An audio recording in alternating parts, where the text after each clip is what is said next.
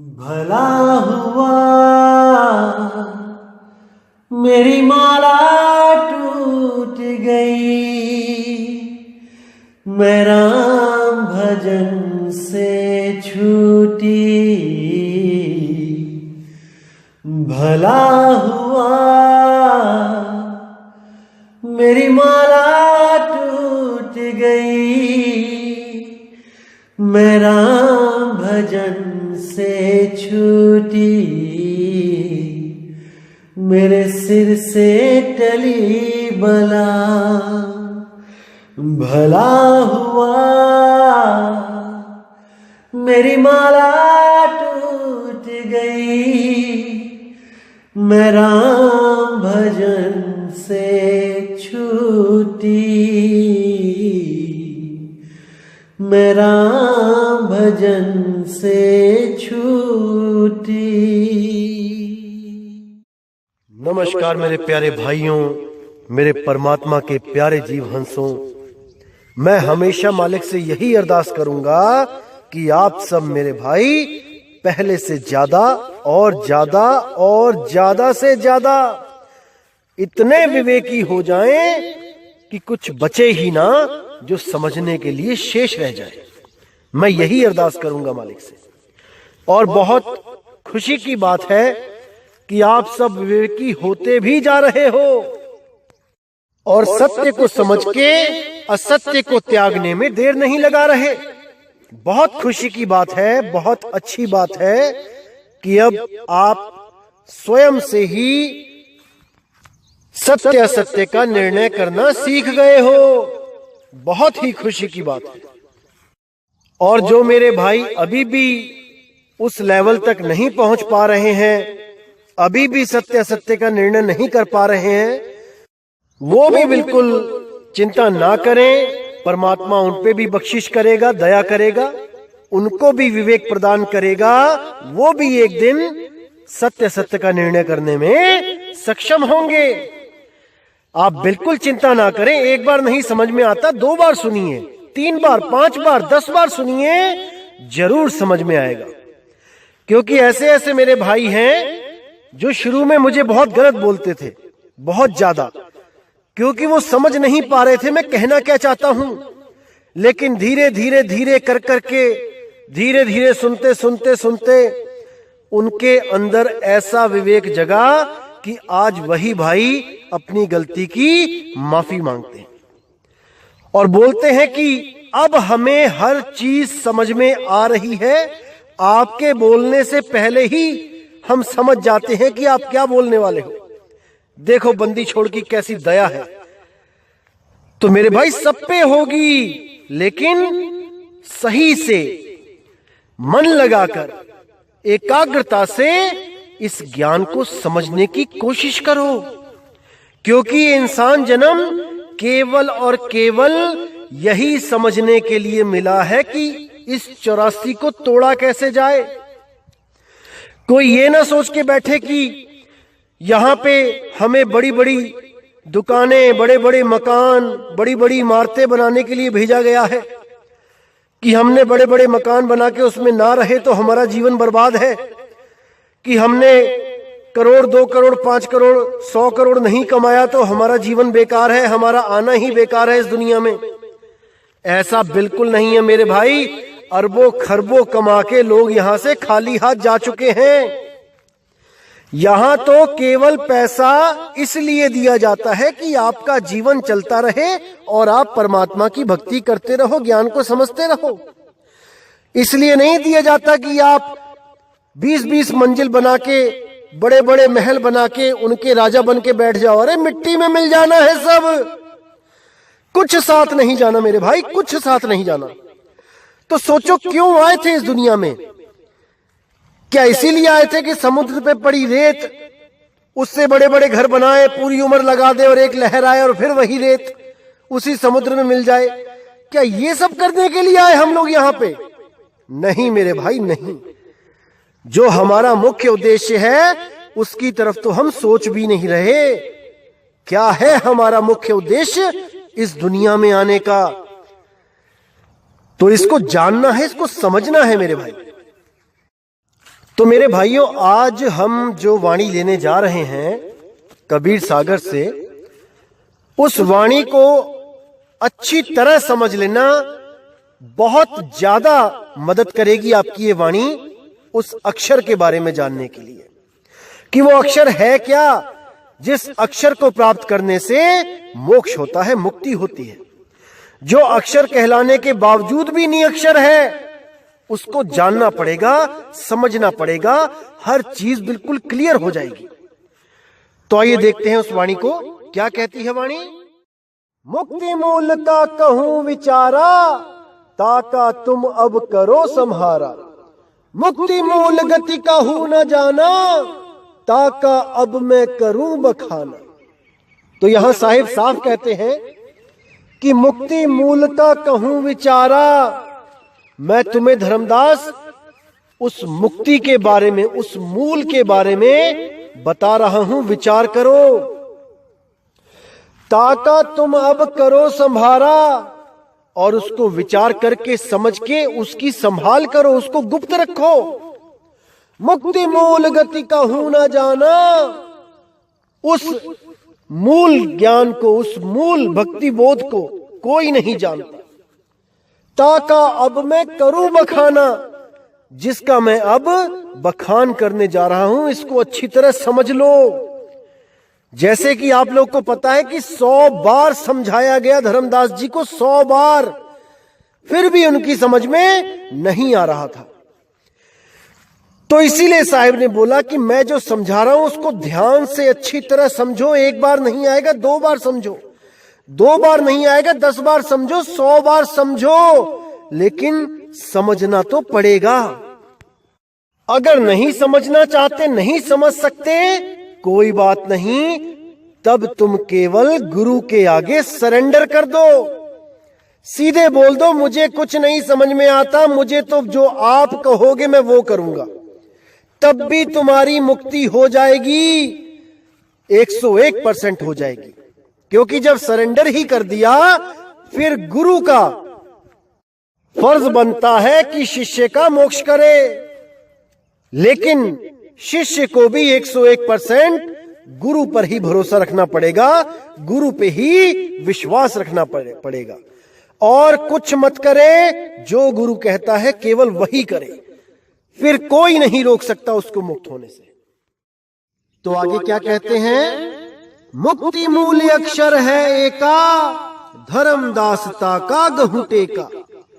जो अक्षर सो उतरा भव पारा, सो अक्षर अक्षर से न्यारा। अब यहां बिल्कुल क्लियर कर दिया कि मुक्ति मूल अक्षर है एका। वो अक्षर अविनाशी, वो मुक्ति का मूल है, मूल। उस एक अक्षर को जाने बिना कोई मुक्त नहीं हो सकता। धर्मदास ताका गहूं टेका। हे धर्मदास, उसी की बात बताने, उसी एक अक्षर को बताने मैं इस दुनिया में आया हूं।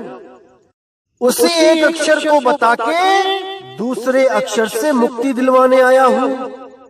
इसीलिए साहिब ने बोला, कहे कबीर अक्षर दो भाख, होगा खसम तो लेगा राख। ऐसा गुरु ढूंढ लो जो 2 अक्षरों का भेद आपको अच्छी तरह समझा दे।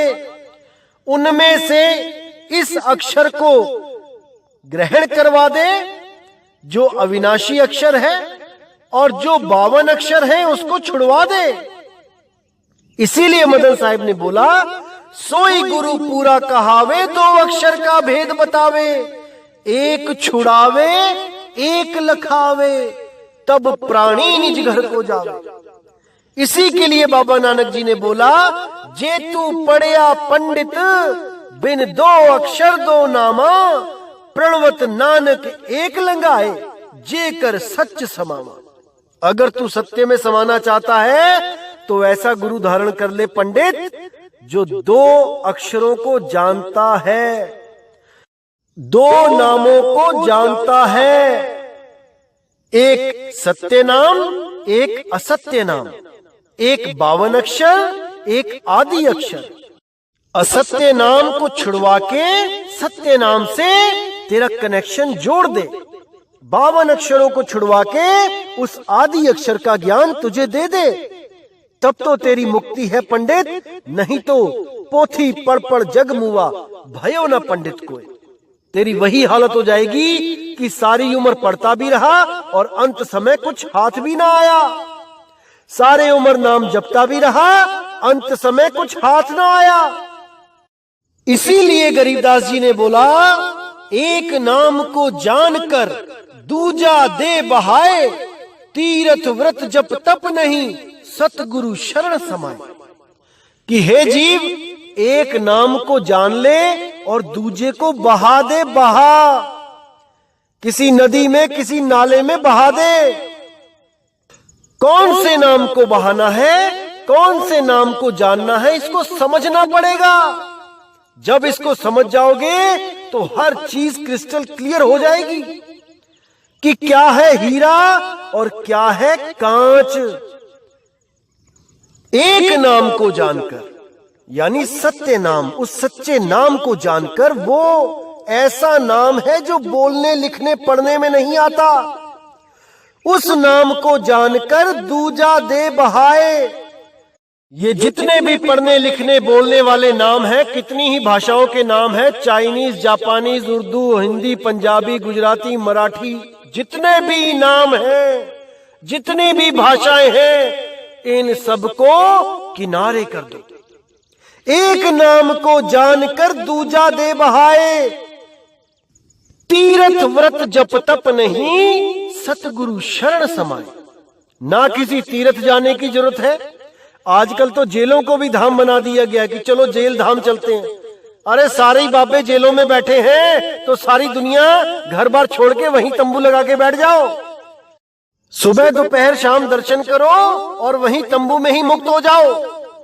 ऐसा मूर्ख बना दिया है इन लोगों ने कि क्या बताऊं। अरे मेरे भाई, शब्द गुरु है वो जिसकी शरण में जाके मोक्ष मिलता है, मुक्ति मिलती है। ना कि ये जेलों में बैठे हुए भगवान लोग ये आपको मुक्तियां देंगे। अरे इनकी तो अपनी मुक्ति नहीं हो रही, आपको मुक्त कहां से करेंगे। अपनी मुक्ति के लिए अच्छे से अच्छा वकील करके बैठे हैं, करोड़ों रुपए देके, वही मुक्त नहीं करवा पा रहे हैं। तुम्हारी मुक्ति कौन करवाएगा मेरे भाई, कौन करवाएगा। अभी भी समझ लो, जान लो, शब्द गुरु से प्रेम कर लो। शब्द गुरु के बिना कोई नहीं है जो तुम्हारी फरियाद सुने। वो इतना दयाल है कि वो गर्भ तक में तुम्हारी रक्षा करता है। समझ जाओ इस बात को मेरे भाई, समझ जाओ। नहीं तो अगर ये बाबे जेलों में ही समाप्त हो गए, वहीं पे प्राण त्याग दिया, तो इन्हीं जेलों को 4 धाम घोषित कर दिया जाएगा। फिर 4 धाम इन्हीं जेलों के चक्कर लगा के पूरे किए जाएंगे। निकल जाओ इस पाखंडवाद से मेरे भाई, निकल जाओ। ये सब कहानियों में ही अच्छा लगता है कि एक जज ने परमात्मा के सच्चे भगत को सजा देना चाहा और उसने जितनी बार कागज पे लिखा कि इसको फांसी दे दो, वहां पे अक्षर अपने आप बदल गए कि इसको बाइज्जत बरी कर दो।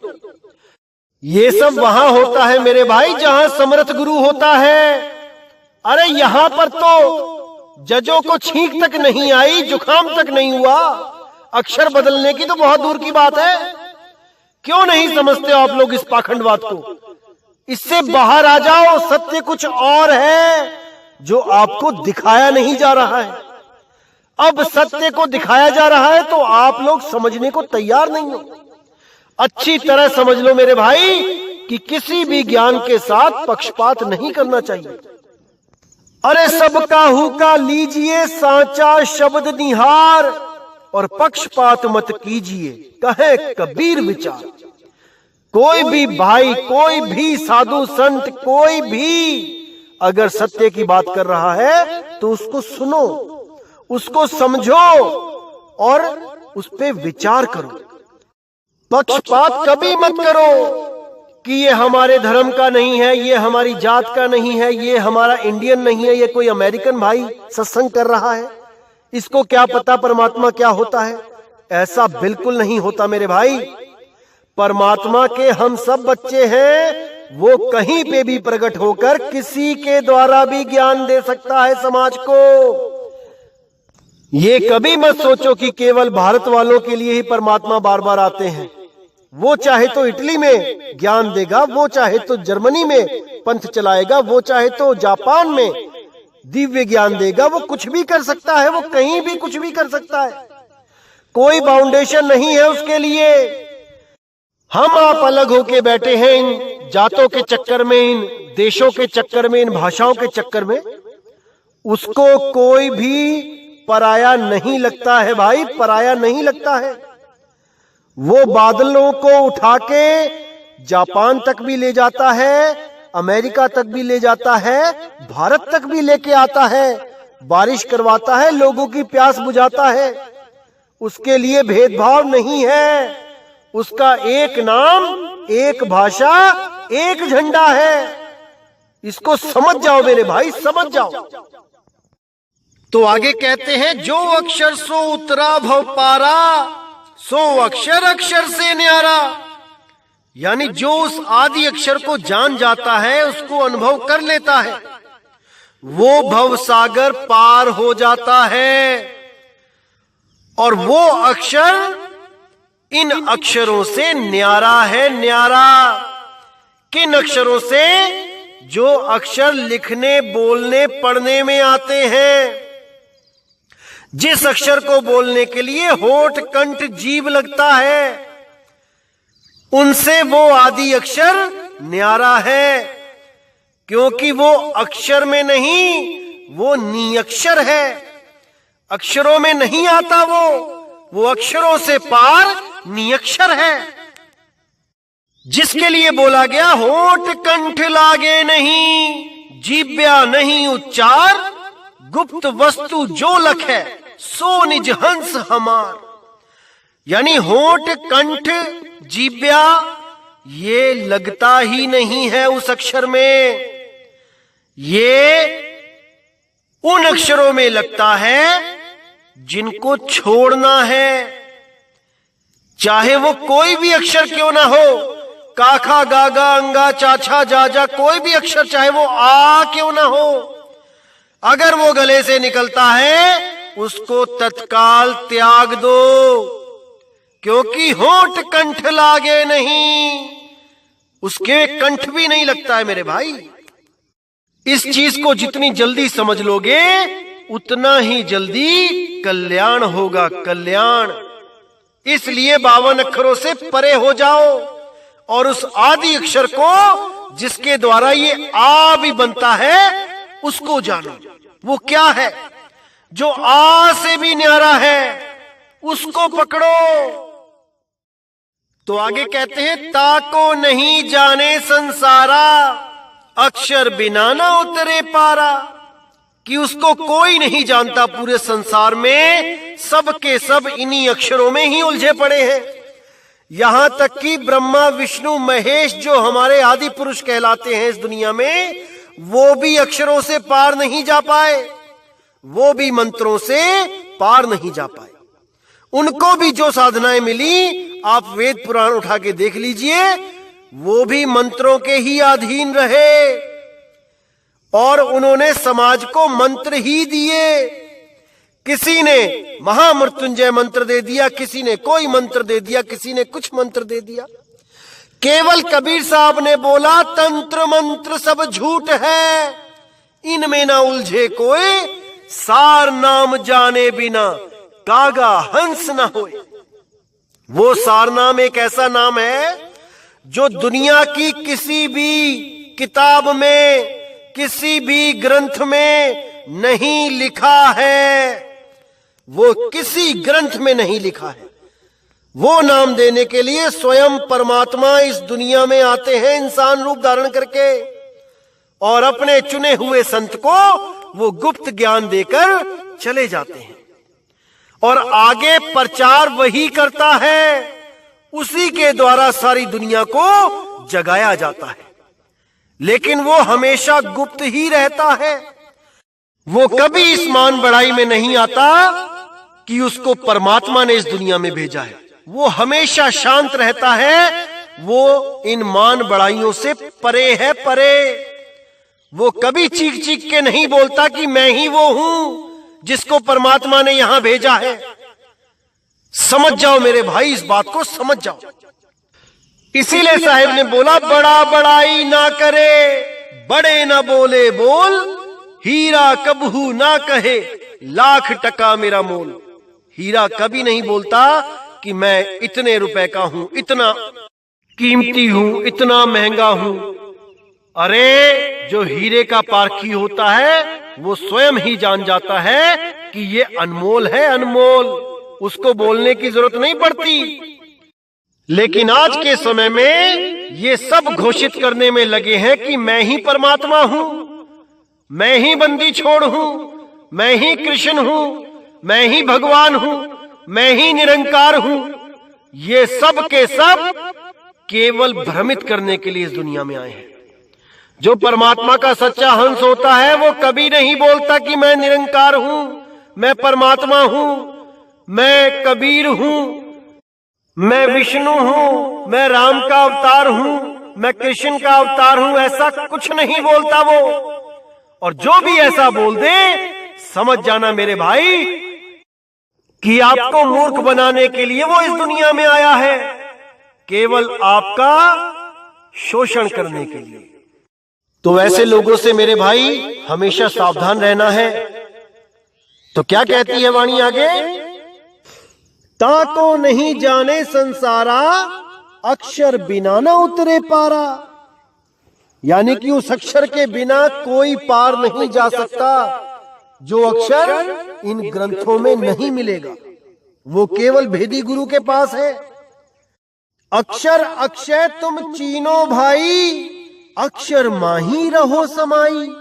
अब कितना क्लियर कर दिया यहां पर कि उन दोनों अक्षरों में इस अक्षर को जो अक्षय है, अक्षय का मतलब होता है जिसका कभी नाश ना हो, जो 52 अक्षरों से परे है, क्योंकि 52 अक्षरों का तो नाश हो जाता है। कबीर साहब कहते हैं 52 अक्षर लोक त्रय, सब कुछ इन्हीं माही, ये आखिर खिर जाएंगे। उन्होंने साफ बोल दिया कि ये नष्ट हो जाएंगे सारे। वो आखिर इनमें नहीं। वो कौन सा अक्षर है? वो ये वाला अक्षर है। अक्षर अक्षय तुम चीनो भाई, उसको चीन लो, उसको जपना नहीं है, चीनना है। अक्षर अक्षय तुम चीनो भाई, अक्षर माही रहो समाई। यानी उस आदि अक्षर में अपनी सुरती को रमा दो, उसमें समा जाओ। अगर एक बार उसमें समा गए तो तुम्हें काल नहीं पकड़ पाएगा। अक्षर अक्षय तुम चीनो भाई, अक्षर माही रहो समाई। अक्षर अक्षर माही भेदा, यानी कि इस अक्षर और उस 52 अक्षर में भेद है, उसको जान जाओ। अक्षर अक्षर माही भेदा, ताका पार न पावे वेदा। इस भेद को वेद भी नहीं प्राप्त कर पाए, वेदों में भी इसका भेद नहीं है। इसीलिए बोला, जौन भेद से मैं मिलूं, वेद हूं जानत नहीं। अरे जब वेद जानते ही नहीं है तो वेदों अनुसार साधना करवा के क्यों हमारा जन्म बर्बाद किया जा रहा था? वेदों की तो जरूरत ही नहीं है परमात्मा के उस भेद को प्राप्त करने के लिए, क्योंकि वेद तो स्वयं पूर्ण नहीं है भाई। वेदों में केवल अक्षर ज्ञान है जो 52 अक्षरी है। जो 52 से परे का ज्ञान है वो वेदों में भी नहीं है। वो केवल और केवल परमपिता परमात्मा बताने आते हैं और कोई नहीं। अब कहते हैं 100 अक्षर लख राखो पासा, मुक्ति मूल हंस करे वासा। मुक्ति मूल को यही विचारा, बिना अक्षर नहीं पावे पारा। यानी कि उस अक्षर को लख के गुरु के द्वारा जब लखा दिया जाता है, राखो पासा यानी सारी सूरत को उस अक्षर में लगा के रखो जो नियक्षर है, जो 52 अक्षरों से परे है। 100 अक्षर लखी राखो पासा, मुक्ति मूल हंस करे वासा। यानी कि उस अक्षर को प्राप्त करके ये हंस मूल मुक्ति, मूल ज्ञान, उस मूल अनुभव को प्राप्त करेगा जिसको प्राप्त करने के बाद उसका जन्म मरण उसी वक्त खत्म हो जाता है। उसी वक्त उसको कोई आस नहीं रहती कि कोई आके मुझे मुक्त करेगा। जिस दिन उसको अनुभव हो जाता है वो उसी दिन मुक्त हो जाता है। मुक्ति मूल को यही विचारा, बिना अक्षर नहीं पावे पारा। यानी उस आदि अक्षर के बिना कोई मुक्त नहीं हो सकता, कोई भी नहीं। अब कहते हैं अक्षर आदि अनादि है, नी अक्षरता पार, यही भेद जाने बिना डूबा सब संसार। यानी वो अक्षर आदि अनादि है, वो अविनाशी अनाद से है। नी अक्षरता पार, इन अक्षरों से पार वो नी अक्षर है। इन 52 अक्षरों से परे वो नी अक्षर है। यही भेद जाने बिना डूबा सब संसार। यही भेद जो नहीं जान पा रहे हैं लोग, उसी की वजह से डूब रहे हैं, भवसागर में गोते खा रहे हैं। अगर वो जान जाए कि इन 52 अक्षरों से परे एक ऐसा अक्षर है जो नी अक्षर है, नी तत्व है, निज नाम है, तो मेरे भाई कोई ऐसा ना रहेगा जो भव बंधन से पार ना हो। सबके सब इस 84 को छोड़ के हमेशा के लिए परमात्मा स्वरूप में स्थित हो जाएंगे। अपने आत्म स्वरूप को प्राप्त करके हमेशा के लिए बंधन मुक्त हो जाएंगे। लेकिन उसके लिए केवल और केवल भेदी गुरु की जरूरत पड़ती है, उसकी शरण की जरूरत पड़ती है। भेदी गुरु की शरण में जाके तन मन धन अर्पण करके उसके कहे पर चलो, तो ऐसा कोई नहीं रहेगा जो इसी जन्म मरण में धक्के खाए। सबके सब पार होंगे मेरे भाई, सबके सब पार होंगे। क्योंकि बंदी छोड़ यही चाहता है कि आप पहले ज्ञान को समझ लो, फिर उस पे अमल करो और अनुभव ज्ञान की प्राप्ति करके इन सब बंधनों को तोड़ के सदा सदा के लिए मुक्त हो जाओ, मुक्त। और इस मुक्ति के लिए सबसे पहले अपने आप को तैयार करो, प्रिपेयर करो कि जब भी भक्ति करूंगा निस्वार्थ भक्ति करूंगा। कभी इसलिए भक्ति नहीं करूंगा कि मुझे इस दुनिया का कोई पदार्थ चाहिए। अरे वो खुद जानता है तुम्हें क्या चाहिए, मांगने की जरूरत नहीं है। बिन बोलिया सब कुछ जानदा, किस आगे कीजे अरदास। किसके आगे अरदास करोगे? वो घट घट की पट पट की जाने, उसको सब पता है कि तुम्हें क्या चाहिए, कब चाहिए। तुम्हारे मांगने पर वो कुछ नहीं देने वाला, क्योंकि तुम्हें तो मांगना भी नहीं आता। कितने लोग ऐसी चीजें मांग लेते हैं जो आगे चल के उनके नाश का कारण बनता है। इसीलिए वो केवल वही देता है जो तुम्हारे भले के लिए है, केवल वही बख्शिश करता है। इसलिए मांगो मत, उसके देने पर विश्वास रखो कि वो तुम्हें क्या दे रहा है। जो भी तुम्हें दे रहा है तुम्हारे भले के लिए है, तुम्हारा भला ही होगा उसमें। अगर तुम मांगोगे तो जरूर आगे चल के कोई ना कोई ऐसी प्रॉब्लम क्रिएट होगी कि उस मांगी हुई चीज के द्वारा ही आपको महाकष्ट आएगा। जैसे एक छोटा बच्चा जो अभी 12, 13, 14 साल का है, वो अपने पिताजी से बार बार डिमांड करता है, जमीन पे लौटता है, रोता है कि मुझे कार लेके दो, मुझे कार लेके दो। अगर पिता उसको कार दे दे उस समय पर जब वो छोटा सा है, तो मेरे भाई वही कार उसकी मौत का कारण बनेगी, एक्सीडेंट का कारण बनेगी। इसीलिए एक अच्छा पिता कभी अपने बच्चे को समय से पहले ऐसी चीज नहीं देगा जो उसके विनाश का कारण बने। भले ही बच्चा कितना रोता रहे, वो ऐसी चीज कभी नहीं देगा। इसी तरह जब आपको वो चीज नहीं मिल रही होती है जो आप चाहते हो, तो समझ जाना कि उस चीज से आपका महाविनाश होने वाला है। इसीलिए वो परमात्मा अपने हाथ को खींच के रख के बैठा है।